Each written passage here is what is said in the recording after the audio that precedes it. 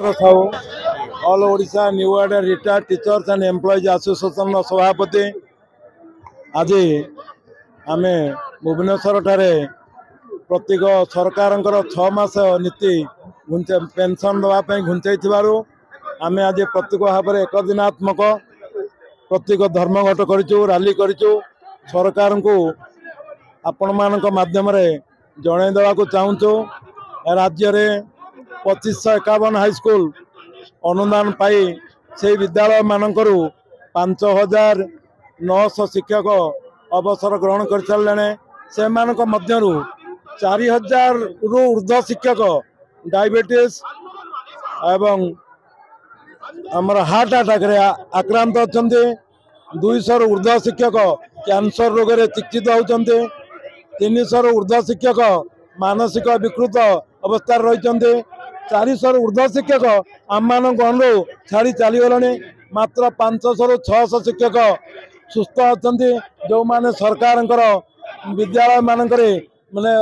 ये guest teacher भाव में कार्य करुँचे ये परिप्रेक्षी आम जो दयनीय अवस्था जीवन यापन करुचु आम 2007 मसीह आज पर्यंत 5900 शिक्षक रिटायर्ड कर सारा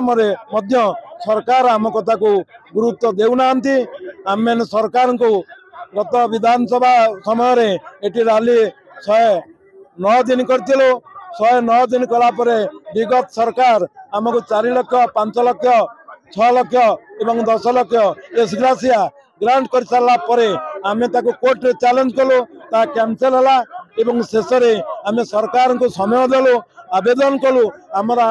आमर आंदोलन नार्य एवं नीति संबद्ध एणु आमको 1981 पेंशन रूल अनुसार समस्त शिक्षक मानक पेंशन देवार सुबंदोबस्त करने आपण माध्यम आम एठू निवेदन रखुचु सरकार जदि कार्यक्रम को टालटोल करेंगे आम कथा न मानिमे आम आगामी फेब्रुआरी 15 तारीख रु 2026 मसीहा फेब्रुआरी 15 तारीख अनिर्दिष्ट काल पर्यंत आंदोलन जारी रखेबो जो पर्यंत न मिली से पर्यंत आम राजरास्ता छाड़ी जीवनु कि टेंट छाड़बनु बुलडोजर नागिले आम उठू ना मरबू यह शेष कथा।